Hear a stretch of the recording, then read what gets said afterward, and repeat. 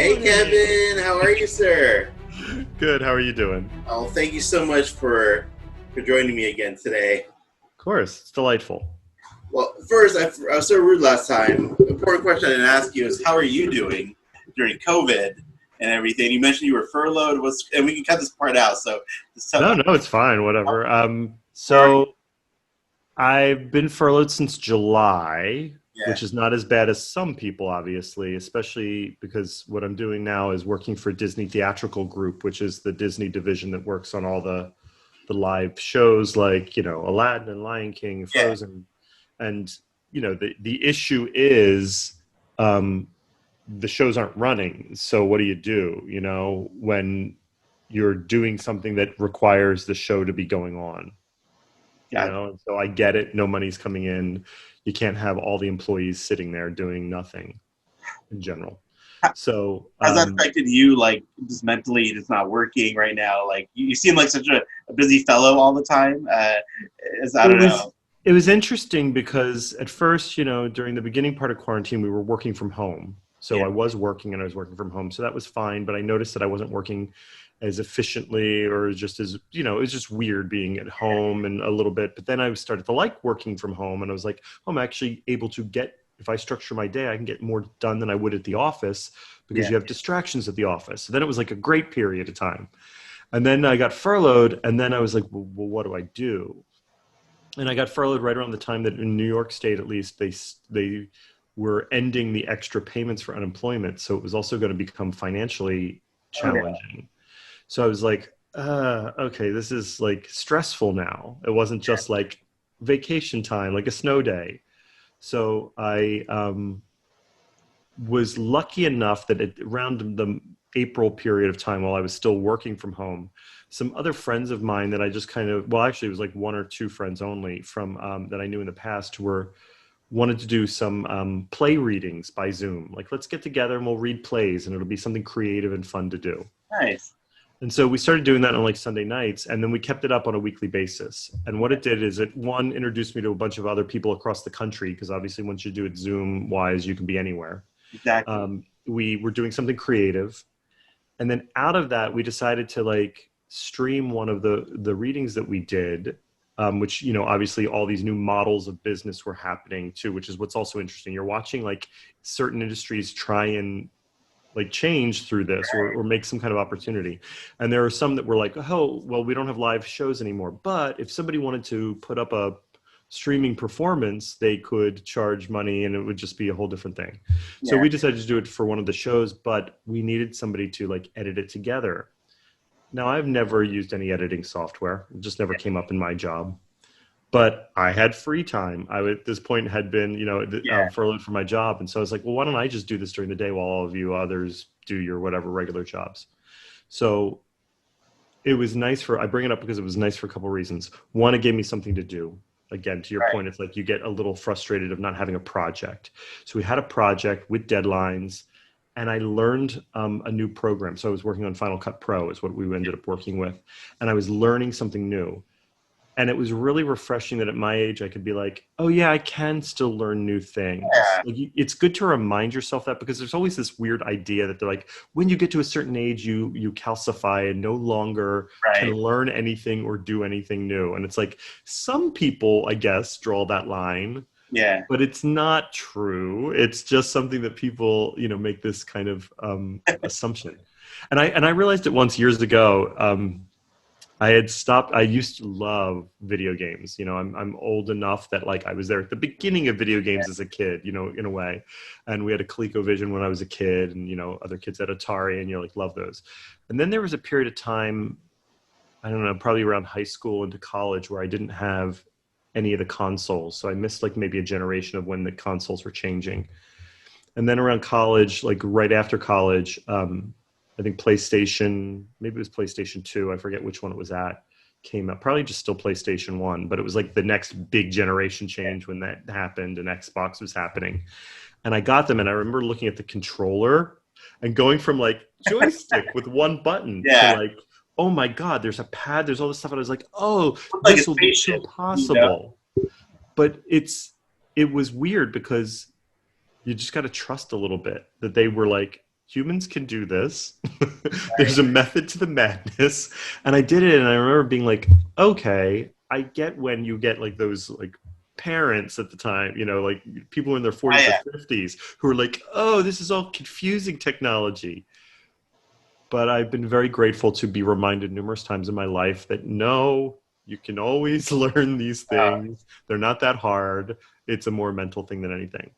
So long story short, I've been doing some like fun play with editing, and I really think it actually fits my personality well. I just now regret that I didn't know about editing when I was a kid, and I would have gone to school for it because it's a lot of fun. And it's a good freelance skill because I don't have a lot of good freelance skills. I have a lot of knowledge and a lot of abilities, but a lot of them are you have to be in a location or with people to do it. So yeah, so that's what I've been doing. A little bit of that and watching a lot of TV. Yeah. Oh, I know, right? A lot. Well, yeah, it was like before this, I did Zoom meetings all day, anyways. So this wasn't much of a change for me. But like for my wife, who's an extrovert, this is hard, staying home all day. And you're in New York, right? New York City, or I moved to New York City. I'm in Midtown, in the middle of Manhattan, so I am like right in the middle of it. Wow. And that's great, and it's not. But to your point, I'm an introvert, so this has not taxed me the way it has taxed other people. Right. Although there are times where it's still, I mean, because you're in New York City, you have small apartments. Like these places we are not very big. Right. Because the intent in New York City is you don't stay in your apartment. You go out to work, and then after work, you go out and do something fabulous because it's the city and there's something cool to do. And for me, I like lived in the theater district because I was like all about going to see theater. I would literally roll out of my work and go in to see a show. So I didn't get home until like 11:30, midnight, and then I'd go to bed. Oh, that's awesome. To be here all day long. I know. It's like, so. Is it getting better though with New York? Like, are you able to go out more, and are things starting to get better yet? Yes, and I say yes question mark because there's no difference from March. Nothing has changed in this virus, except people are done with it. Right. So it's literally a mindset difference. Yeah. And so for me, I'm a little bit, as you can see, my hair is still crazy long for me. I have the bald spot, but everything else is growing. Good. I like it. And so I have not been to a barber. Yeah. I have been to the grocery store, but I have not been eating in indoor because now they allow like 25% indoor restaurants, and I've not been doing that. Wow. But I have gone to one or two outdoor like restaurants once or twice. But what I don't do, which everybody else does, and I get it, as soon as they sit down at the restaurant, they take their mask off. Yeah. I'm like, no, the intent is when you're eating or drinking, not when you're waiting for the menu, looking at the menu, having conversations with your friends. And why that's frustration to me is because, these restaurants have exploded onto the sidewalks because that's where they have to put things out. So I'm walking through restaurants now. Yeah. So I have my mask on, and I'm like surrounded by people who do not. And because restaurants are so tiny and packed in New York, nobody is 6 feet apart either on those tables. It's a joke, but it's almost like a mental thing of like, if we hold hands tight enough, maybe it'll go away. Right. And believe me, the part of me that wants it to go away is the one who wants to work again. Like I want to go back to work because I need money, and that's our capitalist society. I get it. Sure. Yeah. But I also, like, just a side note, my dad died in June from this. Oh, I'm so sorry. And he was, he's retired. He was older. My mom and he lived down in Philadelphia, and they were quarantining for the most part. But again, it gets to you, like you have to go out for groceries. You have to do something. Yeah. And, he did not. My mom also got sick, but she pulled through. He had to go into the hospital. He didn't make it out. So it's very real to me. Yeah. It would have been real even if he hadn't died. I think it would be real to me because I'm just a Virgo, and I'm very like anal about that stuff of like, they say wear a mask, we should be wearing a mask. Yeah. So yeah, long story short, it has changed in New York. People are out on the streets again because it was really weird and like ghost towny the first month or two. It was weird. The tourists haven't quite returned because a lot of the tourist type business is still closed. Yeah. So if a tourist comes here, there's not much to do. I know. For a while, they couldn't go to a hotel even. Like, there was nowhere to go. It's crazy. I was there in February for Toy Fair, and it was right when it was starting. And I was like on a plane with a bunch of people. I was at Toy Fair with people from around the world. Of course, I thought I got it. I never took a test, but who knows? Well, I got a flu in February. I don't think it was I don't think it was COVID, but I got a bad flu. So there was a bad flu also going around in the U.S. at that time. Yeah, so I was like, oh, it was just crazy. That was my first toy fair. Oh, really? It was, yes. I met Jim Fletcher for the first time there. Oh my God. Jim Fletcher, again, I know I mentioned it before. He is somebody everyone should meet once in their life, at least. He is a delight and just such, I miss more than anything in my job. The thing I miss most is him being my like partner in crime. And mostly when we would go to the toy fairs, the Comic-Cons, whatever it would be, where there was so much fun had. I've never had that much fun at a job. That was, that was supposed to be a job, and it was work, but we used to joke about this, and it was tiring, but that's it. It was exhausting, and that's all it was. It was not bad. And we would go and we would either have food breaks or whatever, and we would just talk about how lucky we were to get to do what we did, because he's such a bright light. There's such energy from him. I call him the Bob Hope of the collectibles world. You know what I mean? And his outfits and his shoes alone are worth the price of admission. Absolutely, and you're right. Like when I was in that booth, just the energy from everyone working there. They're like you. They're fans. They're people who love this stuff. And it is really that was the thing that I will tell you that is the truest thing. There was never really a time when any of us were putting it on. It was really a delight for us, and I will tell you. Many a day, even not related to a toy fair or a Comic-Con, we would be in the office or something, and somebody would be like, we get paid to do this. So it was always a very real thing to the group that this was special. Yeah, that's great. I'm glad you felt that way. I mean, you're right. There's a very limited amount of people who actually get to work in that industry, especially if you're not like an artist or a writer, just to be around it even, So that was awesome. Well, and you got, or at least for me, I got that reinforced a lot because when I was still in New York working for DC, and I was doing stuff that most people didn't care about because I was in brand management or whatever, and people are like, I don't know what that is. But they would still be like, wait, you have a job at a comic company? And the first thing everybody would always say if they weren't big comic fans were like, oh, are you a writer? Are you an artist? Yeah. Like, no, actually, none of them work in the company. They all are freelance. Right. There are no artists and writers who work there. But it was something where people's eyes would sparkle. And I used to joke about this because I grew up in Philadelphia, and, there would be, I think it was like a jump rope song or something like that. The kids would play where it'd be like doctor, lawyer, like it was supposed to be professions, and whichever one you got hit out on was the profession you were going to be.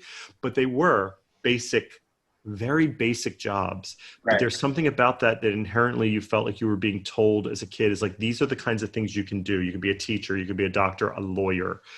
The idea that you worked for a comic company and what those even roles could be were foreign to me as a kid. Yeah. We didn't have career days where somebody would come in and tell you these kinds of things, or to be a movie editor or whatever weirdo kind of creative thing it is. So to have found that, to have gotten a job there, and to realize how many other people didn't know it was an option, made you understand how special it was. Absolutely, and it's so great that how much you appreciate that still. Oh, we always talk about it being the golden age. Like certain periods of time, maybe not my entire time at DC was the golden age, but there were moments that we say this was like a golden age of some of the best people to work with at once. Because especially our one tighter team, when we first moved out to California, we had such an amazing group of people. And because many of us moved out from New York there, it was like a mixture of some Californians and then some people who moved out. There was this sense of everybody who moved out from New York had just made a life change, a big deal. And so it bonds you in a way that you can't fake it, and you can't ask for that. It was just the weirdest thing, but it was really a lovely, lovely time. Speaking of that a little bit, it was 2010 when that happened? 2010, yeah, November of 2010, I think it was. Take me through, I know that's when Warner Brothers realized they had DC Comics and decided to actually do something with it, more or less. So what was it like for you, getting the offer to go, the thought process of moving, what was that like for you? It was chaos in a way, because for months beforehand, is when the announcement was made that Diane Nelson would be coming in and we were forming DC Entertainment, and Paul Levitz, who had been there for 40 years or whatever at that point, was leaving. And he hadn't been, publisher and president for the whole time, but he had been for years. Like Jeanette Kahn probably left my first or second year that I was there. So she was still head of publishing when I started, but very shortly Paul had been there. So it had been almost 10 years of him being in charge. And he had always he was such a lovely person for the comic community. He really, really loved comics and what we were doing. And because of that, he always set this kind of atmosphere of keep your head down and don't let Warner Brothers know what we're doing. Yeah. Because they don't understand us. They don't know what we are. All true. And if we draw their attention, they'll close us down and move us all to California. Even back then? Even like this, it was just always a constant thing. Yeah. It was just a constant thing of like, don't draw too much attention. Don't make things difficult for Warner Brothers, but like they'll let us do our thing. And then finally, it was Marvel's fault in a way, because once the Marvel movies did what they did, it became really hard for Warner Brothers, because literally one time, because of when I was in licensing, just as a side note, I would sometimes get the receptionist would send calls to my phone for things they didn't understand, or people would ask about licensing deals, but it was like they wanted like rights and permissions and legal, but they would send them to me. So I'd get these weird calls every once in a while. And one time we literally got a call from one of the Warner Brothers people over in the Warner house in London, because they had a Warner office there, when Spider-Man, the first Spider-Man Sam Raimi movie came out. And they're like, is Spider-Man one of ours? Because they wanted to know if they should be licensing it. That's the mentality of what some of Warner Brothers had. Not everybody, but there were a lot of people at Warner Brothers that were like, what are you? Which properties are you again? Yeah. And because they didn't work with us as much, because DC was always involved in certain projects, many other ancillary Warner Brothers people didn't know what properties fell under our comic book thing other than anybody else. So we joke, but it's probably pretty true that at one point after the Marvel movies all started to really hit, that somebody somewhere in Warner Brothers said, don't we own a comic book company? Yeah. And that's when it started to change. And that's when they were like, oh, what have we been letting go? Now, again, still to this day, 10 years later, they still haven't figured out how to actually use that comic book company, in my opinion. Yeah. But they finally caught on that they had it. And then what ends up happening is the breaking down of the existing structure. Now, believe me, DC Comics New York was a dysfunctional family. Yeah. But it was a family. It was sweet. It was great. Yeah. It was like a small startup, but it was dysfunctional. So then it became more corporate by yanking it out to California. But it did lose a little something. And as of just these last couple months, I think it's finally lost its full soul. Yeah. And now it may be something new. It may become something new, which is great. Right. But the old DC, I think, is now officially dead. Because some people were claiming when it went to California, it was like dead. I'm like, not 100% yet. Not yet. Now it's the old one's dead. Now it's something new. We'll see what it is. But that year, it was almost a year of when Diane Nelson got put in charge in 2009 in September or so of 2009 to September of 2010 when they started making the decisions. So we had a year of stress. Yeah. Because people didn't know what that meant. They're like, does that mean we're closing down? Are we all being moved to California? Am I losing my job? Am I keeping my job? And nobody knew, and they didn't tell us because they were trying to figure it out. But I will never forget, this is a side note. At the time, we were also doing a promotion with Hostess. And so they had sent us a ton of samples. Yeah. So we had boxes and boxes. I mean, like 50 boxes of Twinkies, of about 5 different, the cupcakes. We had like 5 different brands of that. And so I gained so much weight in that year because we would stress eat. We would come in and we would treat ourselves to cupcakes. Well, you got a wall of cupcakes there. I mean, come on, I mean, we probably would have eaten it anyway just because they sent them. But I don't think we would have stress eat as hard as we did. And it was not just me. It was a couple of us that gained weight. Were you stressed about just like Diane Nelson comes in, all these changes are happening, but they're not really clear yet what those changes are? And the weird thing, or the scary part was, so Diane Nelson's like, hey, I'm in charge now, but she was going to ask Paul to stay on as publisher because she didn't want to deal with the comics. Yeah. She just wanted to control. At that point, she had been part of the Harry Potter franchise, which was, the one she had the relationship with J.K. Rowling, and she was the one dealing with that. So she's like, I get how to work with a foreign brand and bring it in, kind of thing. And she's lovely in her own way. She doesn't know comics, but like she was trying to help DC to the best of her ability. Unlike some people who would have been looking to dismantle it, she was not looking to dismantle it. But Paul Levitz, I gotta love this. He was kind of like, I'm out. Yeah. So instead of staying as publisher, he's like, I'm not gonna be here for this. And I do believe this is it. Somebody had said this once, and I believe it's true. He didn't want to see what was going to happen next. Oh, wow. He knew it was going to be bad, meaning like not even whatever else happened, but he knew a lot of people were going to be let go at that stage as they moved people out to California and all. And he used to do this beautiful thing, as he's not perfect, but I will say this about Mr. Paul Levitz. He cared about that group so much that what he would do, which was frustrating for a worker, is when you needed more help, like say, there was all this going on and you're like, we need another role. He would never hire that person, or he might make the role, but never hire it. Whereas people left, he would keep positions open so that when Warner Brothers would come knocking like once a year or every once in a while and say, you have to like lay off a certain amount of people, he would dissolve the open roles so nobody lost their jobs. Wow. And he did that while I was there at least twice that I know of, where only 1 or 2 people lost their jobs at a certain time when it would have been like 50 or could have been or something like that, or it could have been 20. And when we were a small group, we were like under 200 people or less than 200 people. So that's significant. He made it a point to keep people there. He cared so much about that company. He really did. And that's indicative of so many of the people who were there. Yeah. The kind of dysfunctional part is the fact that when you have people who are, when you're working around personalities instead of the positions, when you're not being super cold and corporate, you get quirky personalities that maybe don't match up or get things done because they're people. They're not in the right position, or they're not doing the right thing, or people start working around people's personalities. So that can be crazy. But Diane was an unknown thing. She was a Californian Warner Brothers person coming in. So that's like, what is this? And there was, what do they like comic books or not? And then I knew pretty quickly, I was like, look, our group is the group that works with California the most.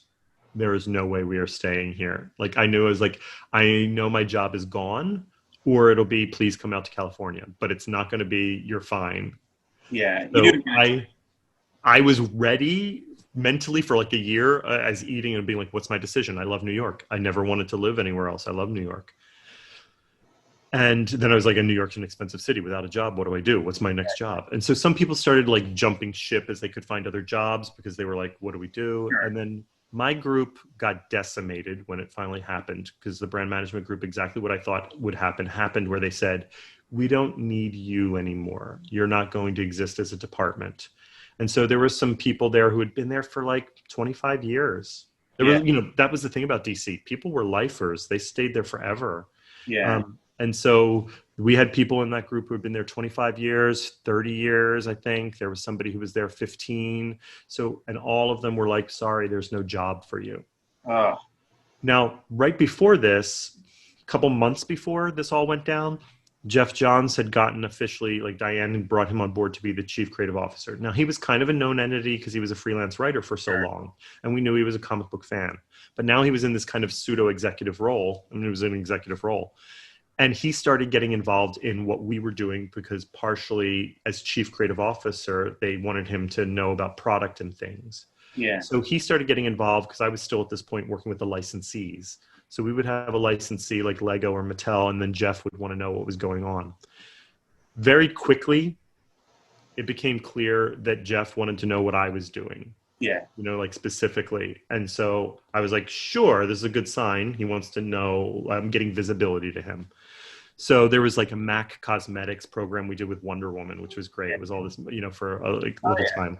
They were hell to deal with, but the actual final product was great, I thought. But Jeff would be like working with just me on this instead of my two bosses were like not involved. And so I was like, this is weird. And they were backing off and whatever. And so that happened on a couple projects. And then I realized like, oh, I'm auditioning for something. Like that's what's happening right now. So I wasn't 100% surprised, but I didn't know what it would be. When the days happened, there was like a day where it was like, okay, everybody's getting called in like 15-minute increments to this room and something's going to happen in that room.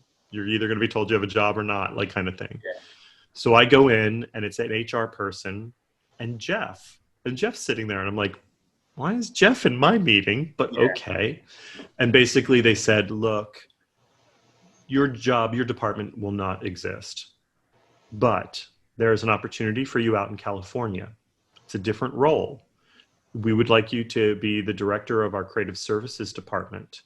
And in that would be also taking over the creative side of DC Direct.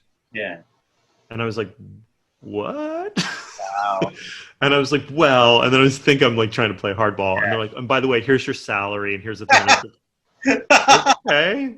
And then they're like, and we'll move you across country. And I was like, okay. Like literally in the room. I was one of the few people I think who in the room I was like, sure. Because I was single, living in the city in an apartment that I was renting, that I was like, sure. I don't have to talk to anybody about this.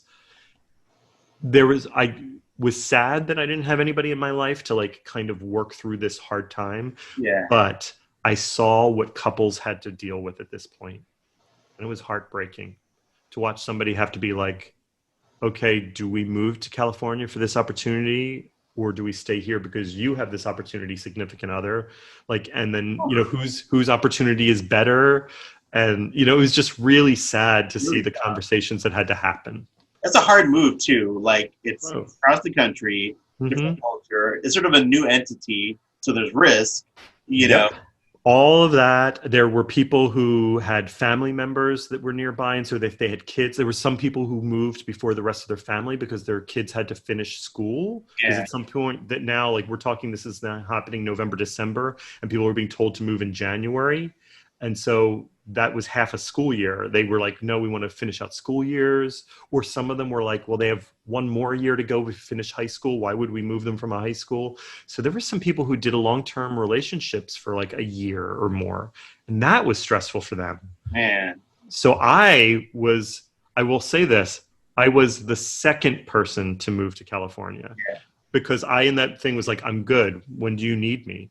And they're like, well, when can you go? And I was like, well, I guess I have to pack up my life. And this was like mid-October that this was said, like October 14th, 15th or something like that. And I was like, I can be there November 1st. So I moved in like 2.5 weeks. One of the other guys who was in our interactive group moved like a week before me. He's like, sure, I can go. And he was like a younger like kid who really had no like ties. And so, well, although he was like, he had a fiance at the time. So they decided they wanted to move. So they moved to California before me. And we stayed in the creepiest housing ever. There's a whole documentary about this place. I think it's closed down or since changed owners. I can't remember the name of it anymore. But it's the place where like all of these TV stars would go for pilot. Yes, I know what you're talking about. It was on, I forgot the name. It was like very sort of old, woody looking. Yes, there are all these little bungalow, motel-y type things. And there's this creepy little deli that's there. And when you go in, it has all the headshots of all the child stars that would come in. So it's just super creepy. And it's where all the kid stars go to like for pilot season because it's right down the block from Warner Brothers. It's really close to Warner Brothers. And Disney's not too far away from that. So they're the two close ones. Now, what do you think about, obviously you moved back to New York. So, but I stayed out for like 8 years. I was out there in California for 8 years. Do you like it here? Do you enjoy your time in California? It's weird. I'm an anomaly because the thing that people sell you on for LA and California specifically is the weather. Right. I don't care about the weather.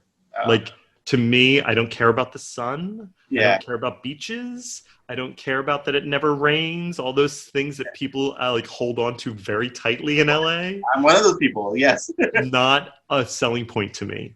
So really, literally, it was the job, and the job I knew was so unique that I knew I had to take it. But the big thing, and I was like, and I'm neutral on LA. Like it wasn't like I was anti-LA, but I was neutral on it. It was the job. And then the downside was I'd have to learn how to drive. Oh, So I'd gotten that far in life where I'd gotten a license because I took a driving lesson for like 2 weeks once when I was 22 or yeah, something. But I had avoided driving all this time in my life. yeah, So I was like, there's no chance I have to do this. So yeah. when I moved to that like little housing thing, which was down the block, I could walk to Warner Brothers for the first like month, but I had to start taking driving lessons again in order to drive. And so my driving, like learning, was on the freeways of LA. Oh, and they suck. So The things I saw on those freeways in my 8 years. oh god, it's horrible. It's horrible. It's been hard for me because like since COVID, I have a bit of driving anxiety, but it's Yeah. bad because I don't have to drive on the freeways right now. So every time I do, it's like anxiety's worse. So it's bad that I don't have to anymore. I know people who moved out from New York who like would still like 5 years in still used just side streets. They would not go on the freeways. Oh man, But when I took the driving test or driving class, the second class, he was like, okay. And I was in Burbank. He was like, get on the 134 and go all the way to Santa Monica. yeah. So we did that from freeways and then did side streets back through Bel Air to do curves. Yeah. Oh Which I learned so much in that one lesson. man, look at you! You're always learning, Kevin. Look, you had to learn how to But drive. again, it's exactly it. You remind yourself because again, opportunities will present themselves. This was an opportunity. Yeah, I hadn't run a creative services group before. I hadn't been, working with DC Direct that directly, before. And so they're throwing all these things at you. And you can say no, you can be scared of it, or you can say, yeah, I'll figure it out. yeah, exactly. And the thing I used to think, and I had to tell myself this every time for the driving, especially on the freeways in LA, I would say, look, I can't be the dumbest person in the world. I can't be. Yeah, So if other people are all driving, because everyone drives out in LA, I must be at least more competent than some of these people. So stop psyching yourself out that it's going to be scary. yeah. So that's how I kind of Oh, consider look at it. that! I love that mentality. But then like in the middle of the day, I'm like, oh my God, all these other dumber people are driving at the I know, same right? time. What do I do? Don't want to think about that part of it. But so Kevin, around that time, I think that's when you guys made the change from DC Direct to DC Collectibles, right? Within like about a year of us moving out there, I would say probably because it was before 2012. Because 2012 is around the time I took over the business side as well of DC Direct. Because from 2010 to 2012, I was just the creative side. Okay. So at that point, then they decided to combine it. It was too complex having another couple people doing business.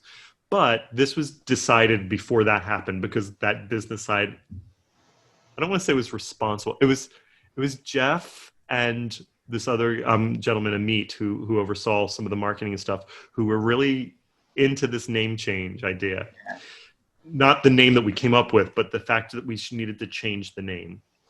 Partially, I think it was an ownership thing of like now that they were in charge of it, possibly. But the biggest thing was nobody could understand why it was called DC Direct. The tagline was direct from the source. Right. And the thinking is direct from DC Comics, meaning it's not from a licensee. Right. We are the people who know this stuff, so it's direct from us.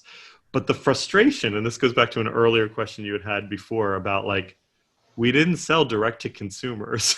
Okay. And so in their marketing minds, you say direct when you were directly supplying it. The fact that we were then selling it to Diamond or through consignment, who was then giving it to comic shops, was such a process that they thought like the name doesn't say anything when you just see it. DC Direct doesn't tell you what you make. Yeah. So they were the two problems. Doesn't tell you what you make. It's a misleading thing that you're not getting it directly from us. Yeah. So literally I was in these sessions where again, the whiteboard wall, and we would just come up with all these kind of names. And literally, I'll never forget Jim and I being like, DC Collectibles. If you're so hung up on what do we make collectibles. Right. And we didn't love it. Yeah. I will say this now. We didn't love the name, but it solved the purpose. And nobody else could come up with something they liked better. Believe me, we went through a ton. Like, there were naming wise, we would always come up with all of these names, trying to use names from the history, names from comic book history, different kinds of things. And most of them aren't successful or not worth it. So DC Collectibles, while mouthy, was still more concise than anything else. Yeah. It makes sense. It's not the most creative name, but like not creative in any way. But again, the brief of being asked for was not what creativity was not exactly what they were asking for. They wanted clarity. So we're like, fine. And I just remember being so Jim and I being like, so like, oh, okay, fine. Yeah. And then what it did give us that great opportunity to, which I was really happy with, because there was a couple people, Brian and Travis, specifically on our team, who did the rebranding of the packaging and the overall look of the packaging, which was, to me, gave it such a nice high-end look to what we were doing. Because again, if we're trying to sell ourselves as collectible, differentiate ourselves from like a Mattel, while it was more expensive to have the boxes for our action figures, they looked more high-end to us, at least. So that gave us a time to do a brand, like rebranding with the name and the packaging. One thing I want to ask you about that, I would love to hear your thoughts. Like, I remember that logo at the time with the folding D.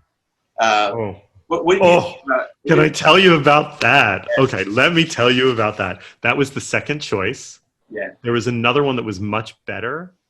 And what I love is what happened. So again, the problem is they went out to a branding agency. They didn't work with anybody at DC. One of the marketing people was like, I came from Warner Brothers. I'm used to going to these agencies and paying them lots of money.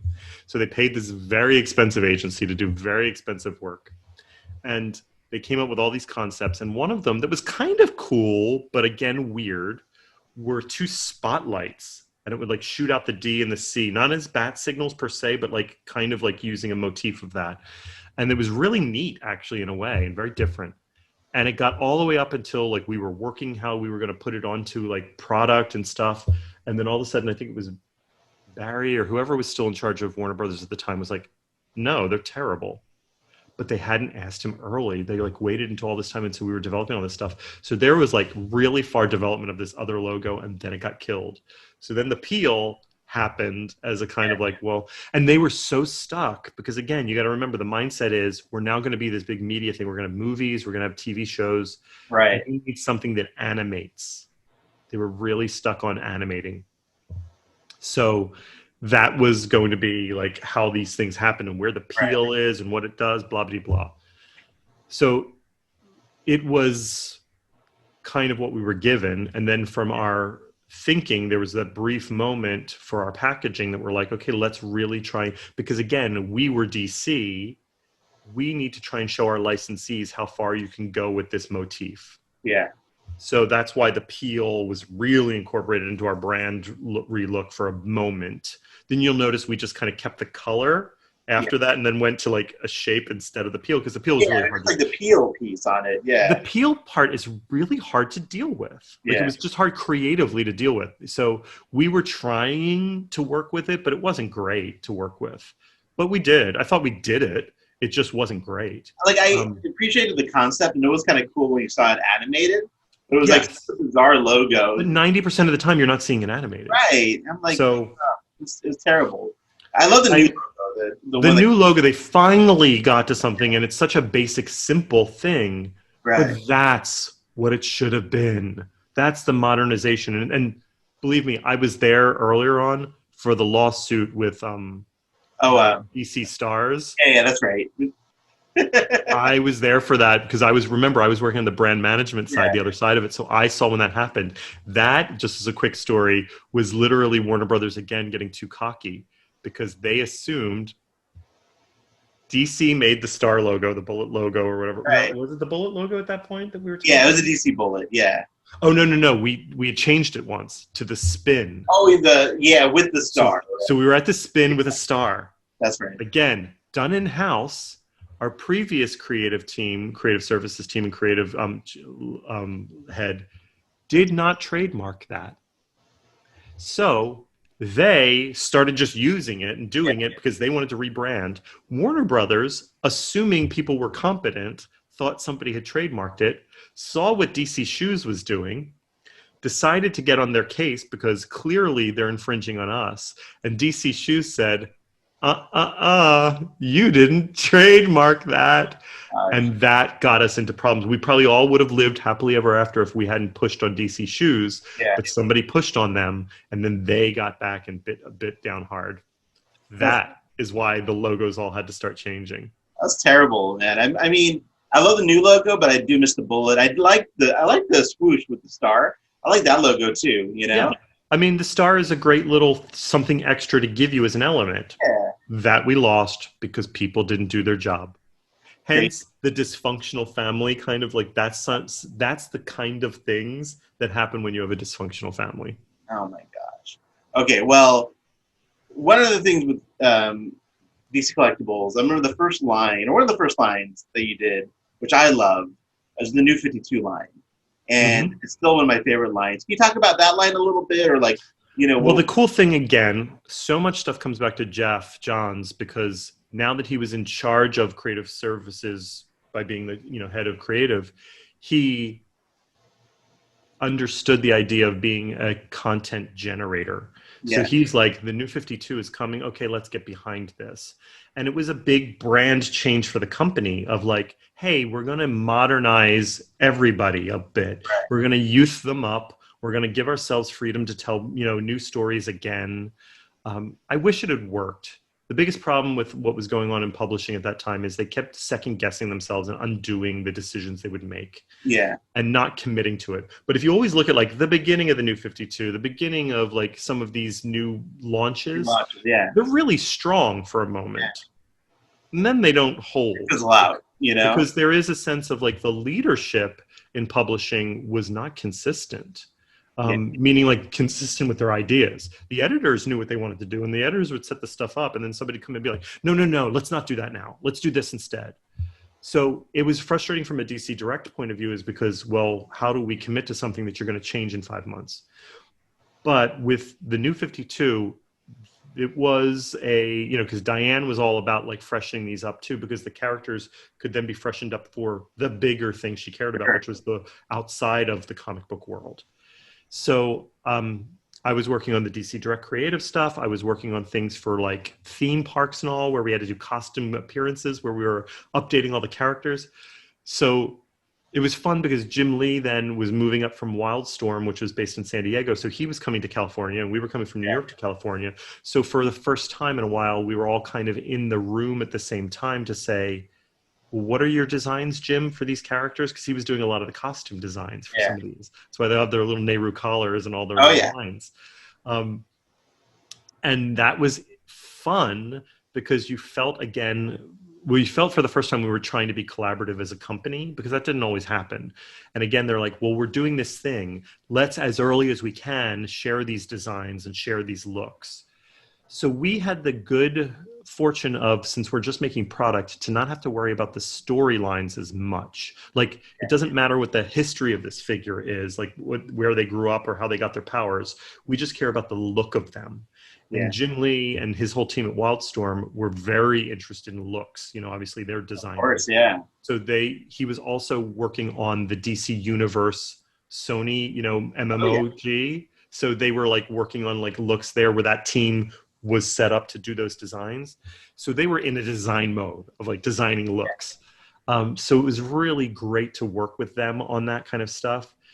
It was crazy to try and figure out how to work some of those details into a sculpt, because it's like, we can't paint these on. You're gonna have to sculpt in all of this stuff going on.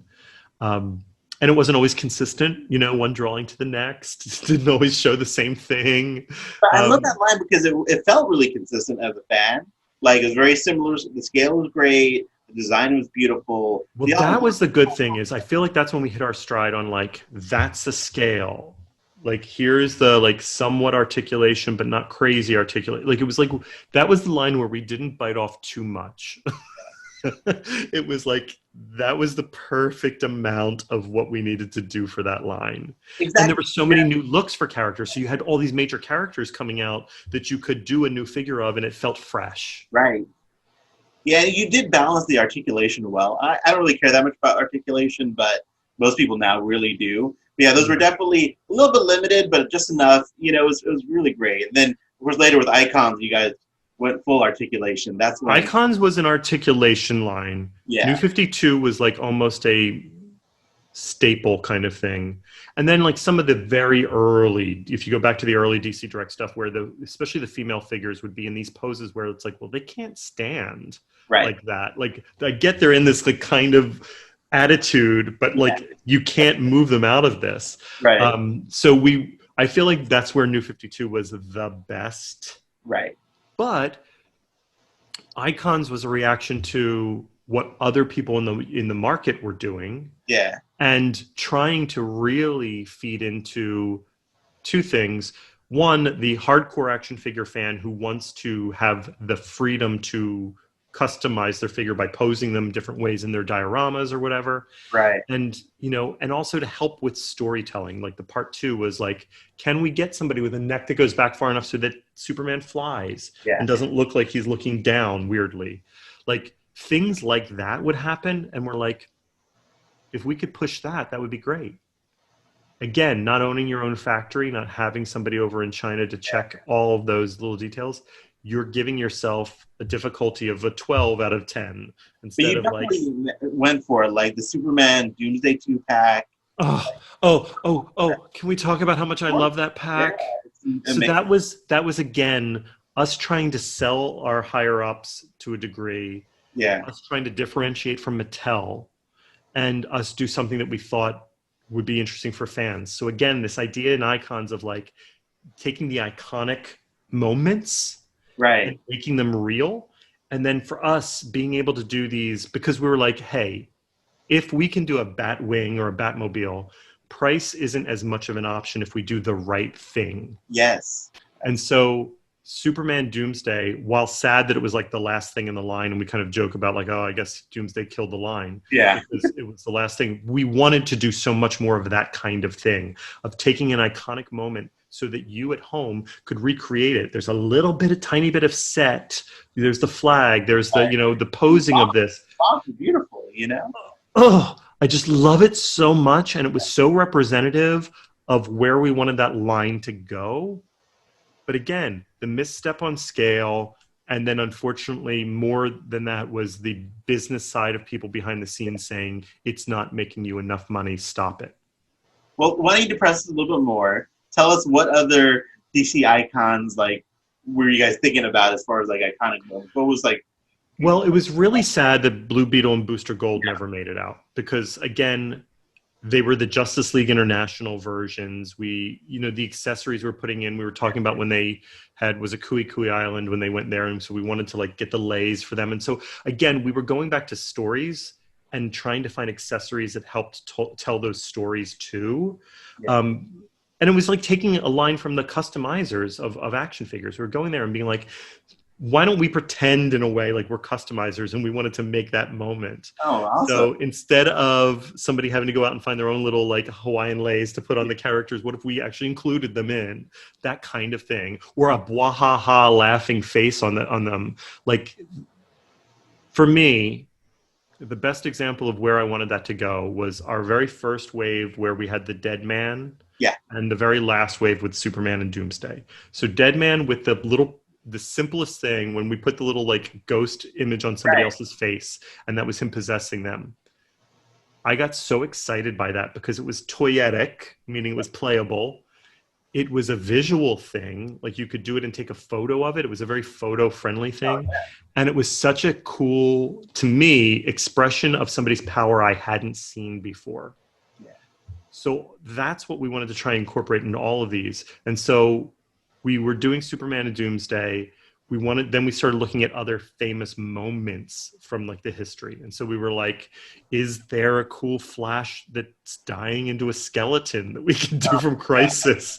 Is there like obviously Nightfall and Batman? We wanted to like do like those moments.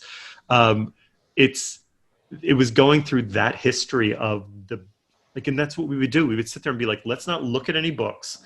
What is so seared in our minds that they're that important and that iconic moment of DC? You know, when you have Superman holding the dead Supergirl or when you have the two Flashes racing, like those classic moments, they were important and they were the things we wanted to try and capture in this again. And they gave us reasons to do unique costumes, certain different periods. We were trying to show immediately, like, hey, we're doing like old school stuff, but we're also doing modern stuff. And we really wanted to give lots of it play accessory stuff. But again, unfortunately, that never translated to, we couldn't win. Yeah. So we came up with all this stuff. The fans were like, these are plastic little cheapy extra accessories. They shouldn't cost me more. Yeah. And then business who's like, oh my God, you're not giving us as much profit as you would. That kept putting us into this box of like, you can't do this anymore. Yeah. And you can't do it to the way that we can. And so then instead came the DC Essentials line, which was supposed to be 5 characters and that's it. And we eked out a way to get more out there. Right. I remember the name too, but what it was supposed to be. What was it? Because they used that name later for another line and it made me so angry. We wanted to call it DC Core. Because it was supposed to be the core of your collection. These were the core figures because we were coming back to like the basics. But Essentials sounded so technical and blah to us. But marketing wanted it because that's what the comic books Essentials were called.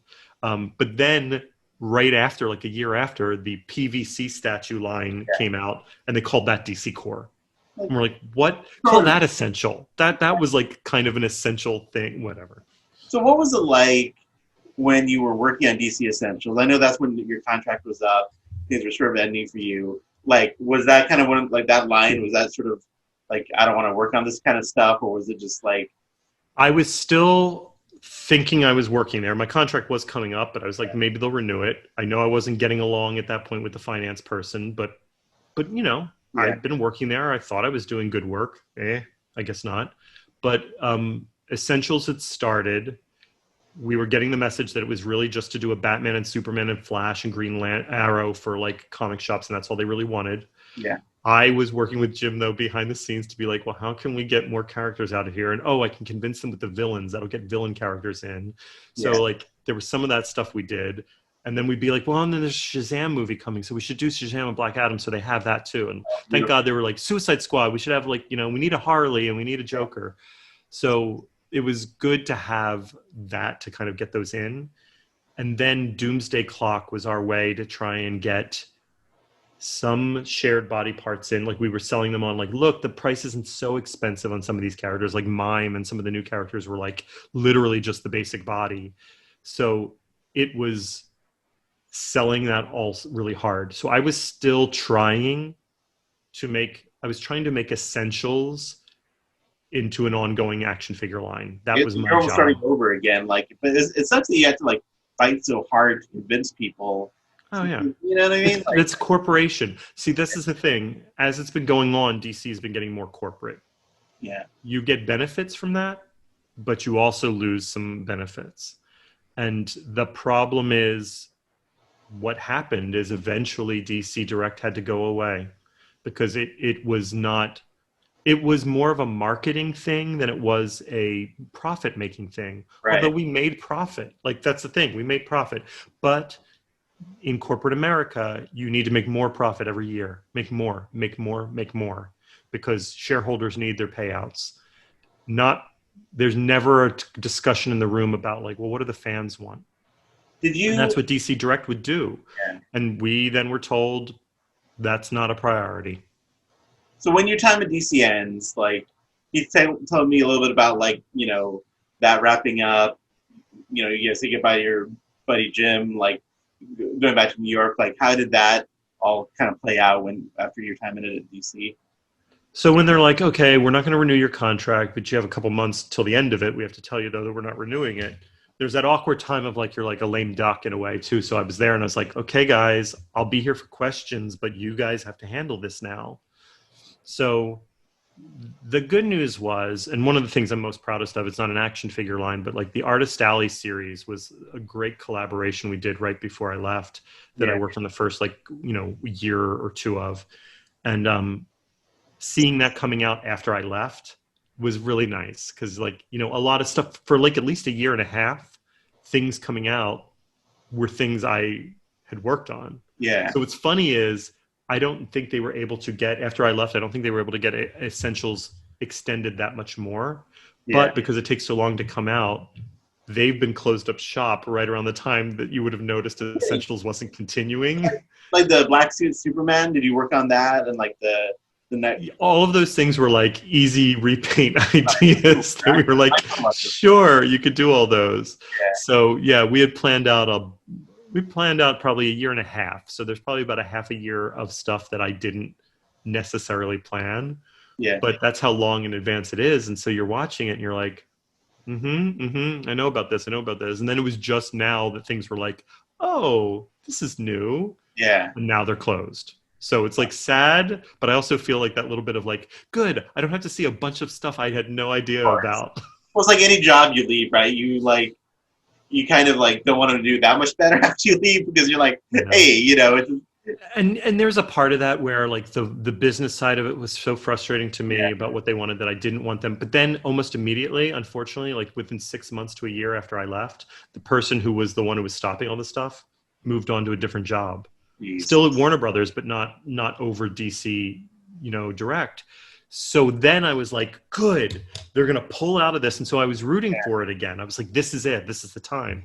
But then unfortunately what happens sometimes in corporate America, you have no home if you lose the one person who is in charge of you. And then you start getting passed around and then nobody really has the desire to fight for you. Yeah. And so then enough people had been let go or whatever through Warner Brothers that nobody was fighting for DC Direct, I think, to the degree that they could, or understanding its purpose. And there were too many people that were against it. Well, I mean, it was heartbreaking, like when I heard the news and like, fellow fans, to have this sort of emotional connection to like, a business. It was so bizarre that I felt so emotional about it because we cared so much about DC Direct and for all the things you mentioned. You knew that DC Direct was for the fans. That's the thing. It really was. It was created originally for fans. Right. And, all of the people along the way, like I was saying, George Brewer and, Cindy Barwick and Cheryl Rubin, and all of these people that started it to, Jim, who was there at the end, and Ed Bulkus, who worked on so many things. And it was all of those people were doing it to service fans. Right. And as soon as it starts getting into you're not making enough money, you knew that it was going to be a real rough battle for a long time. And then eventually, no more. With what you've seen now with McFarlane Toys, do you still follow DC action figures, or are you kind of out of that world now? I'm somewhat aware of it, and the fact that without a toy fair and without Comic Cons for me to go to, it's trickier because that's where I would probably, as an outsider, see a lot of this stuff. And because so many people at Warner Brothers have changed, I don't really know what's going on as much there. Yeah. And Jim and I, unfortunately, because I moved back to New York, we don't see each other. I text every once in a while, and every once in a while we'll do a phone call, but it's rare. And this was somebody who every day we went to lunch together. We spent all this time together. But, now I don't know as much of what's going on. I know about that McFarlane's doing it. Kind of, I've seen some of the photos they've done, and you see kind of how, I don't know if it's packed the action figure world is right now, but there's so many people doing, what happens is they start licensing it out. Licensing is what they call slice your licensing out. So when you start doing that and everybody has these small little categories oh, so Mezco has these same figures, but they have cloth items. So that's why they can do it. It's usually somebody trying to see how much money they can get for the licenses. And then coming up with these excuses for why these lines are different enough that, no, they're not competitive. They're clearly competitive. Yeah. And that used to be the frustrating thing watching it from behind the scenes is sure, money is nice, but you're not helping these companies thrive and you're making it frustrating for fans. And now with international guys, when Mafex, would do some of their stuff, but they're importing it in, it's that was why we started the movie stuff. And then we're well, look, Mafex just came out with some movie versions that are 50 times better. So that's another reason we shouldn't do more movie figures. Yeah. Which is a shame because your movie figures were great. They were great. I really did like them. I thought awesome. They were really, really fun stuff. And there were a lot of those that got canceled. Obviously, we had started sculpting up a bunch of, so somewhere now that, DC Direct is closed or closing, there are, one-off molds, or at least a sculpted up version of a bunch of the Suicide Squad movie characters. The I think Man of Steel characters that we didn't release. Yeah. There's there was just a room of like things that just never got past a certain phase, and most of it then became icon figures and those movie figures because those were Right. the ones that all kept getting canceled. I mean, it was just funny. But like, at least with McFarlane, they're kind of carrying on the comics, like they're doing Yes, White Knight figures, which I love. So but you're absolutely right with these. You have Beast Kingdom, that's like 9 inch. You have Mayfix, that's like 6 inch. You're right. It's definitely they're slicing it out, like you mentioned. there's not one home for it, and so it's hard, I think, as a collector to know, because here's the thing. I don't collect action figures right now, Yeah. but I'm a huge collector. Like I have a collector mentality, but it's so much, and because I live in New York now where everything's, tight space, I can't have big collections. Right. So what I would do is I would start collecting because it would feed my collecting thing, and then I would get to a point and I'd stop that collection and get rid of it all. Yeah. So I'll never forget back when I was in New York the first time and the Simpsons figures were out, Oh the yeah. little talking figures. I had 10, 15 play sets, all of the figures, like Comic-Con Wizard exclusives, all of them there. And then one day I was just like, I don't have space for this. It's too much. And I got rid of them all. I had all these Lego sets for Star Wars when I was out in LA when I had space. And then when I moved, I had to sell them all. So I will go through these weird like rounds of having a full collection and then getting rid of them all. Yeah. And right now, there's nothing. I mean, I have bags of mini mates. Yeah. Is what I have, but that's like they're smaller, so I feel like that's all right. But I don't even have them displayed because I don't have space. It's tough. I mean, New York, I mean, your real estate is limited, so. And you don't want to dust all that stuff. I don't know how you do it. Do you have like an air like duster? What do you do? No, they just get really dusty, and then I start moving them around, and I sort of dust them in process. They're all Okay. dusty right now. Here's the big question: do you have earthquake putty on them or no? I do not know, but they're all on. They're all on Kaiser stands. Oh, okay. So that's keeping them much. Yeah, I finally invested this past summer in buying all these stands. They're a little present, like $2 each, but they're worth. Pricey, but they're much better than like the little plastic stands with a hole. Like those things do not. They're terrible, And I can't tell you how many sad emails or pictures I would get from somebody, and they'd be like, "There was an earthquake," and they would just show like one of our figures broken on the floor, and I was like, "Yeah, some of those, especially after a while, because plastic starts to degrade. It does, and so after a while, you have a figure that's 15 years old and it falls off a shelf 6 feet. Yeah.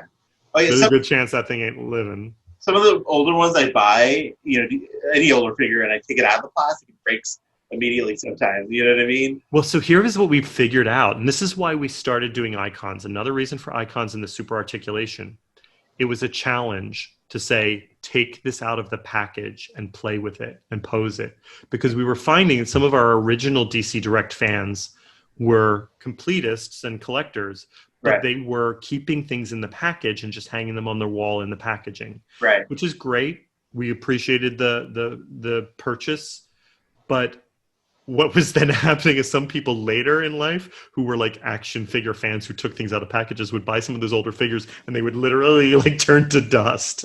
They would like take them out and they would like leg would fall off and all. But nobody knew that we had QC issues, quality control issues back then because nobody was taking them out of the package originally. No, that's hilarious. Yeah, I mean, how'd you know? You know what I mean? You don't know until people really start using them. And again, we're a small company that didn't know how to make toys at the very beginning, plastic. So we were doing it. So you trust certain factories. Well, certain factories are like, well, this is cheaper because we're also like, we need a cheap price. And you don't realize, oh, that plastic's going to degrade. Yeah. That plastic is going to fall apart, which is good, by the way, for the environment. Like, I'm not a fan that I work on so much plastic for so many years and I'm responsible for that. You're okay, though. I mean, but grown men I get like the joy. It, you know what I mean? So there's a joyous thing to action figures. There really is. I mean, as a kid, I was a big Star Wars and G.I. Joe 3 3/4 fan. So those were my like collecting things. So I bought a lot of plastic in my day. Oh yeah, and you help contribute to a lot of plastic now. I try not to. The good news is there's not so much plastic stuff that you buy at Broadway theaters, which is what I'm working on. Now you change your habits a little bit. It's some, but there's like ceramics and some apparel. So who knows? I mean, it all goes in landfills. We're all terrible. This is a terrible economy. We'll all just agree. Yeah, I think it's a good place. Let's wrap it up officially, but then I have some off-the-air questions for you. Any last thoughts or any last things you would like to say to the audience? This is all DC fans would probably be listening to this. So, well, first, if you're listening to this, thank you. Like that's one, amazing that you would take the time to even want to listen and hear about all of this stuff. And truly, I know, especially from the people who are still there at DC Direct, how much we valued doing this. This job was special, and it was fulfilling in a way that I've not had at any other job in my life. It was a joyous thing that will never be replicated, and we know it.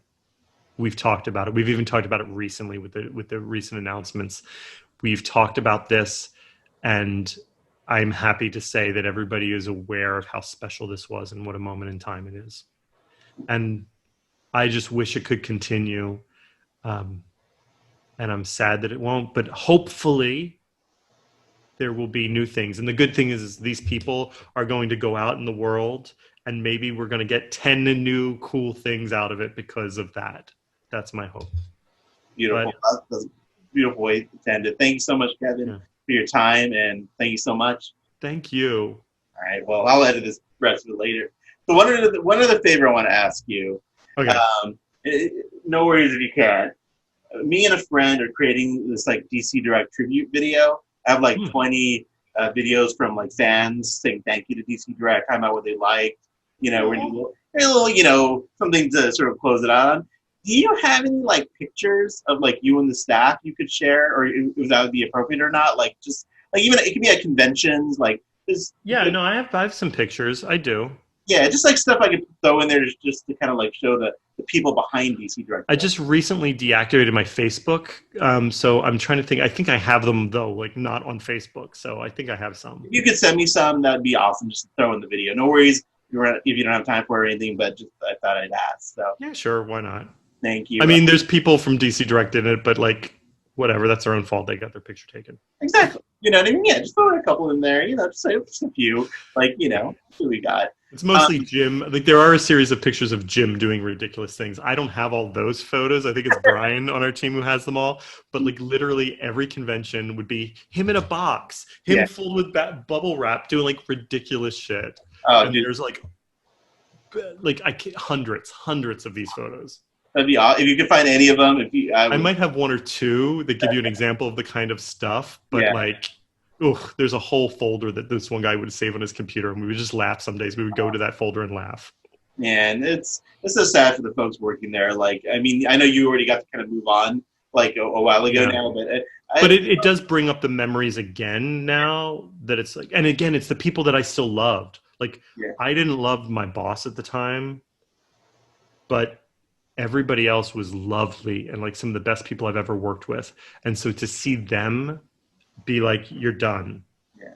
It's just heartbreaking. I'm very happy that Jim will still have a job in some way because again, he's a great lover of comics that they should keep and do something with. But some of these other guys, like I'm just heartbreaking. Like Ray Terry, is that how you say his name? Tyra. Tyra. I know him on Instagram. He's been very cool and supportive, and like I post so much DC Direct stuff, he'll just reach out and just say things. Again, he was so lovely. He joined us in California. Yeah. And he came in, like he joined us like right away. He came in while we were first doing our interviews because we had a position. And he didn't have the experience necessarily of some engineering and stuff of how to make stuff, but he came in and he had made at a convention for Jeff Johns white, well, it was like a clear lantern. So it was like the same mold as like that, but it had all the rings in it from the different colors. Oh, I remember that. And it lit up and all. And so we were like, well, he gets it. And then we saw like some of his costume and cosplay stuff. And we're like, well, why don't we give it a chance? And he's grown there and he's like risen up to, a higher level because of just his dedication and his love for stuff. That's the kind of joy and kind of like passion that these people had. Ray was great. Travis was great. Brian was great. Like there's just, these people did so much behind the scenes. You'll never know of how much they just exactly. And that's what I'm trying to get in this video a little bit more of. Like Amanda. Do you know Amanda from? I hired Amanda. Okay, so she's the one who reached out to me like a year and a half ago to like help promote stuff on my Instagram account. Mm-hmm. I think the best day of my life, like getting from like someone from DC Comics reaching out to me to help promote their products. Like, I was like, holy shit. Like, she sent me stuff for like a good year, you know, and it's just like. I mean, I love her because she's young and was like interested in doing what was current, and no one else at that company cared. Like, so she was my assistant when I first was there, but then I like probably within a year is when my contract was up. And so then she was like, what do I do? But she wanted to do social media type stuff, which they had a separate group for that, but nobody was really doing stuff for DC. I mean, we were doing a little stuff, but not to the degree that she wanted to do. So she took it, and I just always was annoyed. Like, she's unfortunately out of a job now too.